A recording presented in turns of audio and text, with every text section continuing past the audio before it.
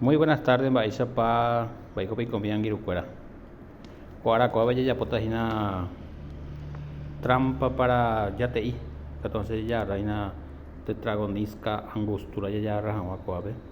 Entonces ya reproducir ya de colmena. Upeanaña y coteína Girucuera miel. Todavía reco un poquito de miel. De yateí oína. Upeico tiene un poquito de cera.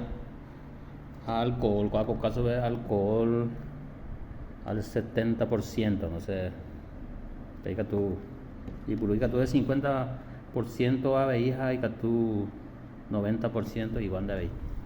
Entonces, una vez que peñamos dije apoyo de botella, ve, ya le contar año de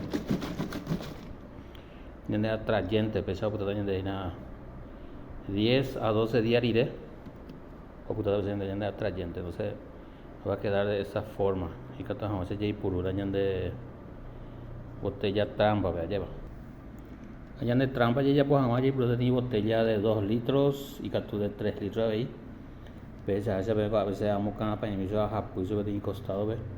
A veces vi video YouTube que allá pues pesa allá a ver ambos cuatro sobre la Iyuru. A apoyar ese atrayente.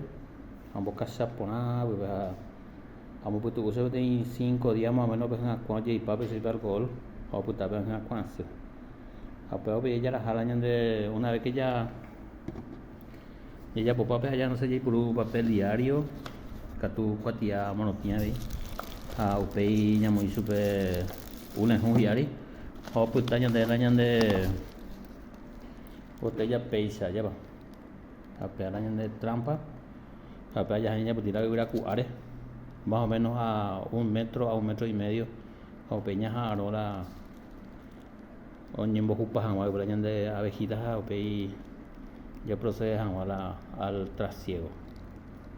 Ese es el proceso para preparar el atrayente y también la trampa para el yateí.